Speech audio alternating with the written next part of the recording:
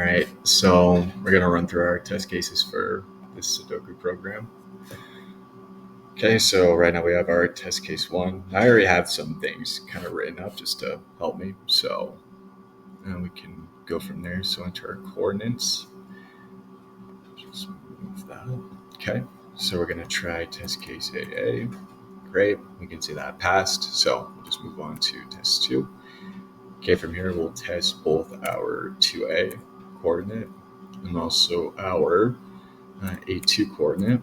Looks like both of them pass, so we can go on to test 3. Here we have, going to enter in our lowercase letters here.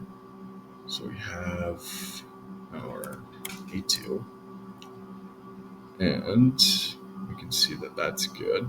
That passed. So now we're going to enter in our invalid numbers. So we'll do a 10, or 11, and then our 0. You can see all that's good. And this one here so just as a reference, we want to see at A1 if there's a space already here. So we see that there is. We'll just put a number in just to make sure that it's working. And yep, that's good. That passed. And then as you can see in test 6, we can see that the unique row, column square validation, we can see that number 2 already exists in row 5. If we go up here, you can see that that's the case. All right, and that is just a demonstration for our test cases. Stuff is pretty helpful when we want to just go over certain points in our code, just make sure everything's working right.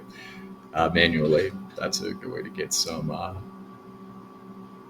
pinpoint on if everything's good. And even better if you just throw in an automatic one just to really make sure everything's good. Just go through it real quick. But yeah, that's going to be the Sudoku test cases.